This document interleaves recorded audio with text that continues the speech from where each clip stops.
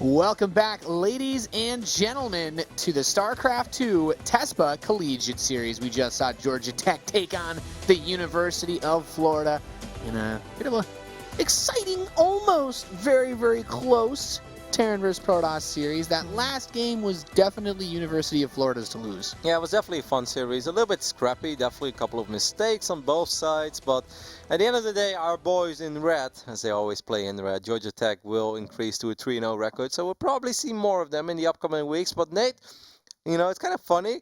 I feel when the boys were Diamond League, they impressed me more than when they turned into Master League players. Yeah. They've got some work to do. Don't slack right now. After you got that promotion, don't get lazy. Don't let it get to your head, guys. It's a long way to go. Although we do have our next matchup ready. It's a bit of an interesting one. UC Riverside versus Washington. And Roddy, something is very different about this match. Yes, it is. Of course, the whole purpose of this Archon Tournament series is that you play with two people. Two people can control one race, but essentially, you can split up your task. However, one of the two players of the University of California Riverside, and that would be E.G. Xenocide, was not able to make it to the broadcast today. So it's going to be a solo performance by Intense. Now, Intense is still a Grandmaster League Terran player. He's up like rank 20 or something on any given moment, so he's very good. He's really good. Is he good enough to beat two guys at once, though? Normally, you would say yes, because it still comes down to understanding the matchup and being able to execute certain things. Getting help with it is amazing, but it's all about how to read, your opponent's potential strategy, how to see opportunities, capitalize upon them, or capitalize upon those opportunities. And I feel that Intense is probably experienced and good enough to make up for the fact that he's playing against two people. I still think he's the favorite here, but he's not going up against two guys that are Gold League or something. We're looking at a Master League Terran player and a Diamond League Terran player, so it's possible. I'm excited to see what happens in this 1v2. It's funny that these guys are being pretty funny in the chat. What did they say? I missed it. Something about your firstborn son? So, yeah, apparently they promised someone a shout out in exchange for my firstborn son. I wasn't party to these negotiations. I don't think the world is ready for another memester, Nate. No, well, can't beat the original, Roddy. We're loaded in. We're ready to start up our next best of 5. We're going to kick it off on Dusk Towers. This TVT 1-man versus 2. Representing UC Riverside in the northeast, we have Intense. Basically our old home. Very close at least to where Nathan and I used to live together until he left me for a beautiful Dutch woman. Now Nate, I still think you should have stayed with a beautiful Dutch man, but I guess in some ways I just can't compete. Well, we all have choices to make in our lives, Roddy. In the bottom left, we have the Blue Terran team representing the University of Washington. It's Garage Door and Kissantrix. You know how many messages I get from people saying like, you don't live with Nathan anymore? Wow, it would be like my dream to live with you, Roddy. But you, Nathan, you just put me aside. I must feel used. How many times did you get mind dropped all night and then I went out and I got you a drink and a can and I got you stickers and I brought you back up? Okay, yeah, buddy. I need those moments, I had your back. Nate. Who's there right now for me when I have a rough leather night? All I have is a stuffed cow doll in my room. And has a very big head and takes a couple of punches here and there when I get mind dropped. Oh. Not the same, Nathan. No, that's right. You're right. You're right. Life is sad since you're gone. Just wish when both of us we'd spend more time. When both of us win all the GSLs next year, just get a mansion in Santa Monica and we can live together again. Easy. 6 bedrooms. We can 8 start bathrooms. We can start our own Pro League team. That sounds good to me. You, I, and then also the winners of the Tespa Collegiate Starcraft Series. Oh my god. And then our technical director, of course. Yeah. And then we'll have a ladder competition on both our personal streams. And those people can be the 5th and 6th person to join our amazing Pro League team. I'm ready for this. We'll call it Team Kappa something, Caparino. Yeah, that sounds good to me. Kappa damn. We'll actually bring a real life Shibu to the studio. He's going to be our official Doge. Yes, I actually, that would be awesome. I'm ready for that. I think if we would have a product team, we'd be the most popular product team. We may not be the best team. I do think, Nate, all jokes aside, while this CVT is just starting and the build orders are very similar, other than the fact that Intense does have a command set they're halfway done. Nate, if you would play every single play day of Pro League, so you basically have, I don't know how many shots you would have in a season, but let's say you can play 25 games in Pro League. How many games do you think you'd win, or do do you think you'd win any? Am I living in Korea and playing on their Yes. ladder with no latency during that time No, period? you're diehard. You're pro gamer. You're all out 24/7. The only time of day when you're not playing Starcraft is when you eat a chicken bowl. I think I'd take a few minutes. Yeah, give me enough time to prepare. If I've got top tier Korean teammates, we'll build it. We build a perfect I cheese. would be your teammate. Okay, well, you know what? Oh, then I've got Roddy builds. That's an easy question then. Alright, first blood was actually shared there already, as Intense was able to pick off the Reaper of our University of Washington Archon duo, so that's nice. Intense is probably just going to play very safe over here. He will understand TVT well enough that as long as he feels like he's defending well enough and he gets a good economy going for himself, he should be able to make the difference in the later stages of this game. Yeah. There's no reason to stress yourself out early on while doing an opening that you have to do damage with, because that is a moment where maybe your macro could slack up. Exactly. Don't do the things that give the person who's playing on an Archon team an advantage. You know, don't do the things that are going to stress your multitasking. Just play solid, play smart. Don't let them harass you, and then, you know, use your superior decision making to win a macro game.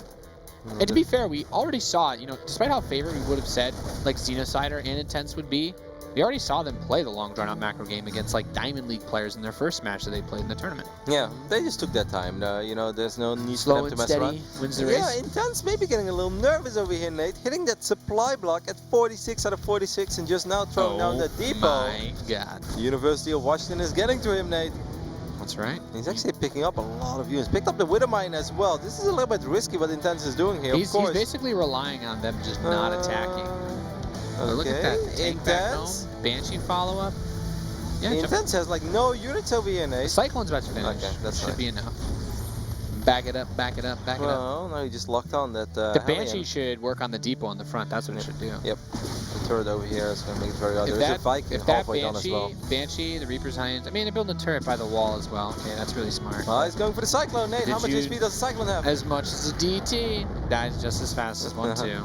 Well, this is a very good drop, of course, on the other side of the map over here for Intense, as he's going to prevent this command center from finishing up for now. Scan did go down. Banshee survives. Supply depot is... come on, one more shot. 560. Yeah, it should die, right? Yeah. It should die. Banshee it should, falling. No, but it will die. I bet you it's going to die. nah. It's going to die. It's actually wanted to pretty believe. decent. Yeah. And it's a all the Widowmine. Nice. That's a big blow. But still, the tank is going to be able to allow Boom, this boom. command center from finishing off. Man, our Archon duo from the University of Washington, I mean, they're still down quite a few workers. You know, people underestimate really what exactly playing Archon mode actually gives you when you're looking at, like, capability-wise of what the players can do working together. Okay. And they are... Juicy shot. Oh, line him up. One more time. Come on, Alien. No, unfortunate. Still picked up 6 SCVs there. 38 SCVs, 4 Intense. He was, of course, our very high-ranked Grandmaster League Terran player who would normally play with Xenocider, one of the other best Terrans in North America. I'd love to know where Xenocider is right now. Intense is like, after the beginning of this game, he's like, yeah, this isn't as easy maybe as I thought. Gonna give him a call. Lebo, where you at? And Azita is like, man, when that hotline blink, I know my Archon duo partner is in trouble. Gonna make my way over.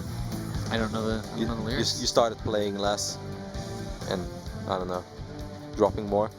Yeah, it's a tragic. Doesn't really work. Anyway, what does matter is that both players are dead even on supply right now. We can see that the University of Washington is dropping another command center, so they're going to try to go up to 3 bases. I really think the most important thing for the University of Washington here, obviously if this is a very slow game, you know, 2 brains, it's awesome, but Intense just has more experience, late game TVT. So I would really try to feel, or I feel that trying to create scrappy scenarios is the best thing they could ever do. Just try to drop always, maybe even at 2 locations at once, and then also be active with armies in the middle of the map. Little tank skirmish, but... And that's one thing that Intense can't do, by the way, is micro 2 medevacs and 2 tanks at once. You know, without, you know, completely forgetting everything back home. I think if the University of Washington is able to set up a contain, I like that position a lot. If they can keep Intense on 3 bases, and then force Intense to try to maybe start dropping, they should be able to deal with those drops with relative ease, because they've got one guy that can just focus on defending, the other guy can still focus on keeping the contain alive, maybe even moving forward, dropping a scan, picking off a tank here and there. So I really think trying to get a contain going as quick as possible is very, very important for the University of Washington. Yeah, I definitely agree. They need to do things that can stress and force Intense to make as many mistakes as possible. That Viking. It's a beautiful Viking. Yeah, how many hit points does it have? Looks like it has quite a bit of hit points, actually. Really? Yeah. How many hit points would you say? I think 125. Oh, okay. That's 5 more than a DT. That means it takes 2 storms to go Viking, correct? Yeah, I think so. Did you know that even though it has more health than a Dark Templar has 1 armor by default, so the Viking actually doesn't soak up as much damage as a DT. Do you know if you land the Viking, it kills the Dark Templar in 2 seconds? That's not true at all. It's true in my book, Nate. Intense is still 10 workers ahead as he's trying to go up to 3 bases. I think it's very smart he starts dropping a sensor tower over here. You want to give yourself those couple of extra seconds if you really need them to defend with drops. And other than that, this is going to be a rather slow TVT from this point on. Both players, or both teams. 1 player, 1 team. One player, 1 team. Yeah. I mean, I guess technically. This is actually the first game that I've ever casted where 1 player is playing against 2. So where it's an Archon match, but it's actually like an Archon duo against one star, and that is Intense. Intense actually moves across the map already. Take a look at the tank count real quick, Nate. It's 5 tanks against 5 tanks. Normally I would say this is a little bit questionable. I don't think it's necessary for him to march across the map. Take a look at the upgrades. He does have +1 already, but +1 is about to finish up for the University of Washington. Both armies might meet each other in the middle of the map. Tanks will get dropped though. I mean, this is still one of those scenarios where the decision-making, the experience for Intense comes into play. Now, I will say this. We have combat shields not yet done for Intense, and also the 1-1 is done, both upgrades, for Washington a little bit earlier on. So that is definitely going to help in a straight-up fight. A lot of things help in a straight-up fight. Oh, 1 Marine soaked up a lot of shots over there though. Look at the tanks from Intense, Nate. They did so much more damage. These Marines just running around, not sure what they're supposed to do. It's just that experience, man. Great control during the engagement, really just setting himself up well, and this is... Also baiting a little bit with that 1 Marine. It soaked up like 2 tank shots. You know, the real key to playing versus tanks with Marine tank was always to stutter step your Marines forward and spread them out. You don't want to like kite or anything. You just want to run, like just suicide 1 or 2 in and soak up some shots. Well, that's exactly what Intense did over there. Did it beautifully. Meanwhile, his tanks were able to get the perfect volleys off on the tanks of the University of Washington. So it seems like Intense is in a very, very comfortable spot over here in game number 1 of our 2nd series of the night. Yeah, and he's still intense, you know. And even though these guys, you know, you can split the mechanical tasks, but they don't have the experience, the decision making, and the understanding of the matchup, I guess. Yeah. And realizing when to take a fight, when not to take a fight. The tanks are very low on HP though, so this could still backfire. There's a very big drop going on right now. All of those manifacts will have. There are missile turrets over here. That Unfortunately, no very Marines. Low, though. He's got to boost in. He's got to boost in. This is it. This is his chance, his moment. Big drop inside of the natural expansion. He's basically saying, don't use all your Marines. Go defend, buddy. Have fun. And he could actually, I think he could dive on this orbital if he really wanted to as well. Maybe this is actually the moment. Yeah, I kind of like this. Just grab everything and try to pick up these tanks. You're running too much though. University of Washington, they will clean up this contain. So they picked up a lot of tanks. They're still stimming there, trying to get a couple of medevacs. I like this decision a lot. If you get the medevacs, it's super worth. Oh, it gets 2 more. And then, of course, we see the drop in the natural. Still going ham, though. Yeah, this drop is doing a lot of damage. I still thought that was a very smart decision. They killed the engineering base and denied 2-2. Okay, well. That's actually really good. Now they're on the production. Oh, God. Look at the amount of SUVs. This is armory going down as well. No +1 for the tanks. And when the E-bays, even if they were to build more E-bays, they wouldn't be able to get more upgrades because they need to rebuild the armory too. So even though Intense lost a lot of units outside of the 3rd base of the University of Washington, it was still worth it in the long run as he picked off just pretty much everything. He picked up an orbital, double E-bay, an armory, a bunch of SCVs. A bunch of depots as well. And now he's just super far ahead. Now he's like, yeah, this is where I belong, on top. But I still, no, actually the orbital survived, Nate. I just took a really weird detour. So losing the E-bay, okay, well at least I kept the orbital alive, that's something. I mean, the E-base was pretty much the second worst thing to lose. The engineering bays, in my opinion, like if you're now Intense is gonna have 2-2 shortly versus 1-1, like you just aim move the Marines into the other Marines and it's such an easy mop up. This should be like, Intense should push across the map and kill both of the Washington players right now. I still love that decision by the University of Washington to just go for this army, realizing that there are so many Marines that are somewhere else right now that the best thing you can do. Diving on the army was the best move for them to make, but they lost way too much at home. And then drop the tanks and try to create a miracle over here. But these Marines from Intense are just so much stronger than the Marines of the University of Washington that this is an unfair fight if I've ever seen one. Nate, you always talk about it. There are two things in life you always talk about. One is the amount of hit points that the Viking has, and the other one is upgrades on Marines. The importance of upgrades in Terran vs. Terran is impossible to overstate. GG, as Intense wins his first 1v2 here at the Tespa Collegiate Series. It's interesting. This is the first time a real broadcast match. It wasn't even supposed to be a 1v2, but goodness knows what happened to Xenocider. Yeah, hopefully he's alright. I mean, this is kind of where the game gets decided. Up to this point, Intense definitely created a small lead for himself, but it were just those tanks that just got massive volleys off on the tanks of the University of Washington. And then that drop just completely cut off all the good things that Washington had going for themselves. Washington was actually going to have the 2-2 before Intense would. But yeah, so unfortunate. Oh, well. Central Protocol for map number 2. Ooh, I'd love to see some Reapers on this map. It's a great Reaper cheese map. Do you think it's worth it for maybe the University of Washington to go crazy and switch to Protoss? Why? Drop Adepts. Adepts in Archon Mode, 2v1. I can dig it, Nate. I can dig it. Especially if the old Adept was still here, where you can, two-shot any SCV, any Marine. I think it's worth it for any player of any race to switch to Protoss and wipe in 8 Adepts at a time from a Warp Prism. You just talk about such disgusting things on stream. Unfortunately, as a caster. Unfortunately, the Adepts are not that overpowered anymore. But I guess that's a good thing for the game. It's just my Protoss heart, It's always like brain against heart. It's like, I know this is the right thing for the game, but at the same time, if there were those Terrans that beat me 4 times in a row, I really enjoy doing this to them. Like, I wouldn't do it every game, because I would still enjoy playing, You did it to me! Yeah, that was one time, Nate. You make it sound like I am a disgusting Adept dropper. I watched your stream afterwards, and the first thing I saw you do, you played another Terran, you Adept dropped him too!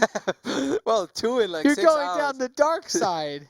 It's taking over. There's always like you've got the angel and the devil on your shoulder. The angel's like, hey Roddy, play a macro game, and then I've got the devil's like, 8 Adept, it's still there. Ladder points, baby, what truly matters in life. And every now and then, Nate, I say ladder points. But most of the time I don't do those things. I'm a good boy, I'm a good boy. That's true. I've stopped ghost pepper cheesing as much as well. Alright, we are loaded into the second game of this series, and we're on the right top side of Central Protocol. We're looking at the main base of Intense, of course representing the University of California, Riverside, as he's playing without an Archon partner tonight. As Xenocider, he's AFK. Unless he's playing a different game. That just wouldn't make any sense. He's not AFK, he's just like, man, he's like, I'm about to get a legendary in Hearthstone right now, like, I really gotta finish this run. I gotta finish this arena run right now. If I'm Intense at this point, I'm basically saying, hey man, if you don't play enough of these matches, I'm gonna take a whole scholarship money for myself when we get to X place. I mean, like, right now, this is week 3, right? I think they can still get away with that, but if Intense would start going up against one of the stronger Archon teams... Oh yeah, I mean, imagine Intense having to play versus, like, Bale's team. Bale's is like, look, dude, just build pylons and let me play my 1v1 against this guy. Which Bale's would probably normally win anyway, so... Yeah, close call, I guess, but... I rate Bale's pretty highly, so maybe you rate Bale's above Intense? I might overrate Bale's, but I do think he's very good. Why do you love Bale's that much, Nate? I don't know. Maybe it's because he beat me in those WCS qualifiers last year. I remember that. I had the sickest runs. I'd never gotten so far in qualifiers. And then I hit Bales twice. Alright. We gotta introduce the University of Washington over here as well. And they're doing something, Nate, that kind of excites me. This is what I do on this map. Every Terran should do this on every map. If you go up against somebody that's better than you, don't try to do the same thing as them over and over again. Try to play different play styles. Just imagine you've got... I mean, I guess maybe you just have one player micro the Reapers, but like this is just one of those builds, especially with the spawns. Your Reapers get across the map so fast. This could be very deadly for Intense very quickly if he miscontrols this first Reaper. Imagine if he's like sending this Reaper across the map. If you lose this Reaper, it's GG. Okay, well he actually gets the first shots off. University of Washington, wake up! What are you guys doing? Okay, that's very smart. Excellent Reaper movement over here. You don't show the second Reaper. You want to try to get the second Reaper behind the Reaper of Intense. So like maybe send it via this side, and or then you just want to jump him. Just jump him with the 2 Reapers at once. But Intense is doing something very smart here. He's opening up with a very safe Reaper, Hellion, probably into... Yeah. I actually would love to see him just go for either a really fast, my Liberator. He's going It's to 5 5 Reaper, Nate. Yeah, these guys taking my builds. I think they're like, all right, let's Google a build, and it's like Moro Idra Intel Extreme Masters Gamescom 2010. And we can do this without Tech Labs. Yeah, it's like, hey guys, 5 Reaper looks pretty good to me. By this time, we actually have grenades as well, and we regenerate HP. Let's do it. I mean, this is still a very doable scenario, but it's going to be really difficult. Intense needs to realize what's going on. So it's 3 Reapers and a Hellion, but yeah, the grenades need to be cash money. Not like that, boys. Not like that. No, another one. Oh my god. So if this was me and Ladder, this is the part where I'm like, okay guys, can't really win anymore. Bye. 3 Reapers have died, and they got absolutely Liberator. nothing out of it. There's nothing that can deal with this. You put the Liberator on the mineral line, they don't even have a factory started. They're done. It's over. You can't just start a pylon or start a spore because what you if need you an build SCV. 6 turrets? No, it doesn't matter. And an engineering bay. And if they build 6 turrets and an eBay, I don't know, man. You want to tell me they're behind? They might as well spell Kappa and supply depots instead. I'm sure you've done that once or twice in your life, Nate. Maybe a few times. Man, I'm so sad because this I really think had a lot of potential for the University of Washington. It just, with cheesy builds, this is something that people forget. It all comes down to the first engagement, you know, the initial engagement. Every shot matters so much early on. If you cannot lose your first Reaper. No. Really, just move the Liberator in. Seriously, just do it. I mean, he doesn't know what we know. Just do it. No, your opponent built a bajillion Reapers. He doesn't have a factory. Do it. There we go. There's nothing he can do. Oh, was that the eBay that just got cancelled? Yeah, well, you're going to lose the they SCV canceled building. the eBay. You're going to lose the SCV building it, so it doesn't matter. You can't just, the building won't finish. It's not like Protoss Berserk. He's done. Well, unless these Reapers win the game and kill just everything that there is over here, including the tank that's on the production tab, this game will end because that Liberator is just too much to handle for the University of Washington. Man, the Reapers are doing so much. So unfortunate. Well, not 1 turret. 4 turrets really could have made the difference then. Yeah. Kappa. Oh, the grenade should have been on the tank. You know, the tank micro is going to come in here, and I mean, the tank with the medevac should be enough to stop this. Okay, a couple of Marines. Just reposition the Liberator a little bit, cover a few, not all the mineral patches, and then the Marines, like, Liberator one-shots Marines. So, yeah. And like right now, that's it. You just hold that spot. You're denying half their mineral patches. You got the tank to defend. You've got your expansion. Oh, man. I really feel for the University of Washington. I would have loved to see them pick up this game in cheeky fashion, and like those first Reapers, I think really could have made the difference. But losing 3 Reapers and not killing anything, that's just the end. You know, when you go for an all-in build, you cannot afford. Oh, they just killed their own Reapers. I guess that this is going to be it. As that Liberator is still alive. That's game. And the Reapers have died. Did they build a factory at any point? No, GG. They know it as well. You know, you don't want to leave. Ogre. As long as your Reapers are alive, because you always hope for the crazy comeback where your Reapers can kill everything, and then eventually you'll be able to squeeze out enough units to deal with that Liberator, but, you know. Wasn't meant to be. Oh, the first 3 Reapers, Nate, that's really what it all boiled down to. Yeah, I mean, just think about it this way, right? The Reaper gets that first shot off, and if that Reaper if you kill your opponent's Reaper, his first one in the beginning of the game, that is all the momentum. Reaper builds have and always will be about momentum because the health regen, you need to kill something, back off, and then slowly you snowball, and then you just have too much. But even in this scenario, like you make it to the tank and you're good, you're solid with the medevac because you can just dance around. Wow, that Reaper died midair. Did that tank just kill it midair? Possibly. I mean, they also could have killed itself as well. Yeah, as you mentioned. Yeah, like he blew, like he went up high because of the grenade, and then I feel that the tank just looked at it, it's like, midair. We need a cutscene for that. Actually, I should have used better camera work, but we always have to. That's replay. like that's the thing to put, man. If they get like some cutscenes for like the Nova missions, they'll have like a Reaper that like throws a grenade, gets blown up into the air, and then the tank's just like, or like Nova could snipe it in midair. That's cool too. I'd be alright with that. Yeah, no, I can dig it. Yeah, this sounds amazing to me. I love midair kills, man. It's all about I noticed something that looked funny in what was it? I think it was maybe no, it was in the WCS qualifier yesterday, where a Reaper that's trying to jump down a cliff, as it starts the animation to jump down, if a Phoenix picks it up, the Reaper thinks it's on low ground, so it actually goes back up to the normal place, so it looks like it's just standing. So the graviton beam is just pointing right at the unit on the ground. I've never seen that, Nate. Yeah. Well, most people don't have Reapers out by the time Phoenix are on the map, so. That's cute. There's a lot of funny things. You had something else as well in one of your casts the other day, and I was watching. You're like, I've never seen that before. I didn't even know that was possible, but I forgot what it was. Damn it. Now I'm annoyed. I really want to remember what it was. You're like, You learn new stuff all the and time. also, yeah, yesterday you were amazed the fact that Cyclones do 440 damage. Well, I didn't realize that the lock-on Yeah. gained damage against air units for Mhm. upgrades. Because I remember in beta, the upgrade, like regular ground upgrades, gave Cyclones extra lock-on damage versus everything.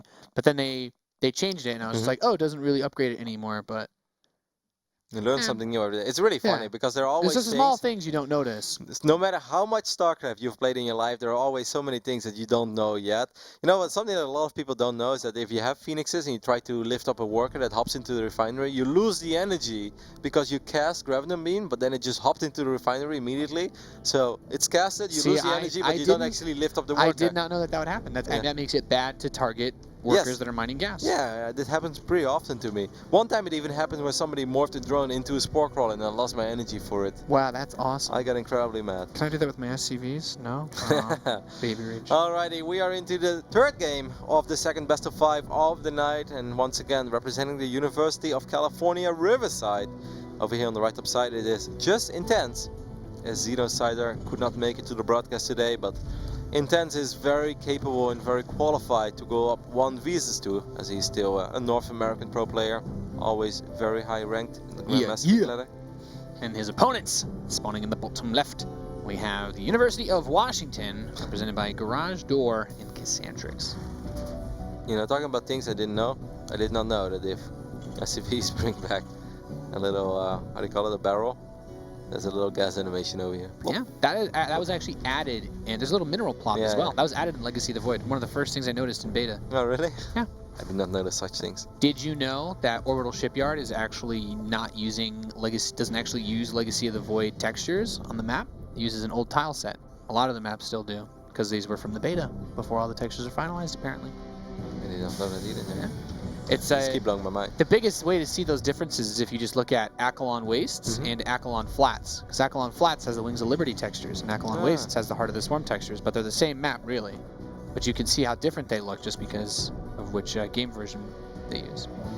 You know what's funny as well? Like, since we're talking about, like, even, you know, us still learning new things about the game and things we didn't know, the funniest thing that I've seen last year was during the Intel Extreme Masters, where Pig did not actually know that if a Terran player scans, there is a yellow dotted circle around the scan that shows you the range of the scan. Really? Pig did not know this. He was a pro player that made it into WCS round of 16. We were watching that was a game. patched in towards the end of Wings of Liberty, I remember. Because people got really salty about not knowing, because the scan image, the yellow image, is not anywhere near as big as the actual scan range. And a lot of people were like, well, nerf the scan. Oh, yeah, I remember that. And then that's why they added the dotted ring, because they're like, okay, we want you to know that your Dark Shrine didn't get seen. We were watching this game, and then Funka showed the scan, but he didn't show the vision, because it's obvious, you know, what the player saw with the scan or not. And then, like, Pig is standing next to me, and Pig is like, oh, come on, Funka, show us if he saw the spire or not. And I was like, he didn't?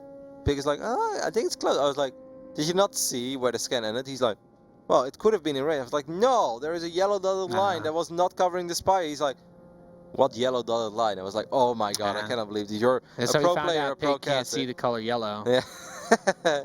It's so funny. But we all have these things, you know, there are very obvious things that I still learn about StarCraft 2. I take pride in knowing a lot of the random stuff. You certainly do. Alrighty, the University of Washington is of course our blue Archon duo spawning on the south side of the map. That was a very late introduction. No, I introed them. You got it. Oh, easy. whoa. That was a good grenade. Actually connected with the majority of the Marines.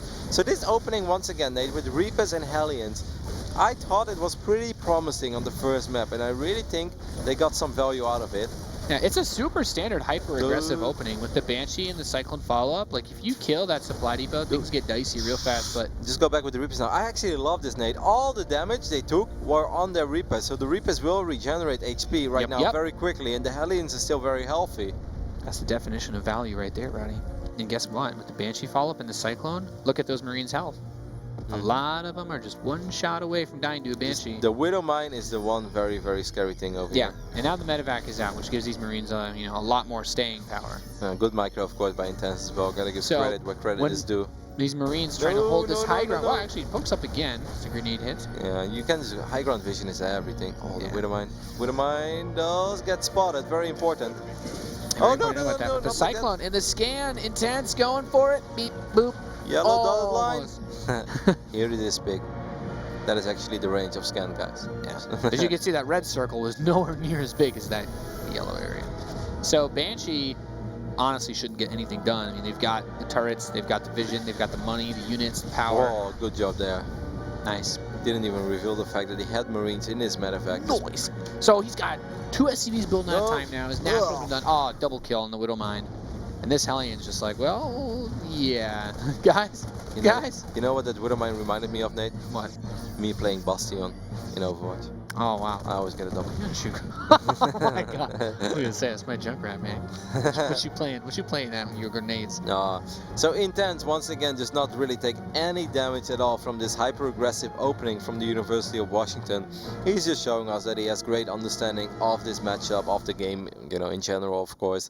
And he handled it so well. If you take a look at the economic tab right now, 44 SCVs for Intense against 29 for the University of Washington. A lot of players have gotten so much better versus that early Reaper Hellion pressure into Banshees. That was like Babby's first Legacy of the Void build. Like, that was one of the first things that became popular because everyone's like, hey, Reapers are OP.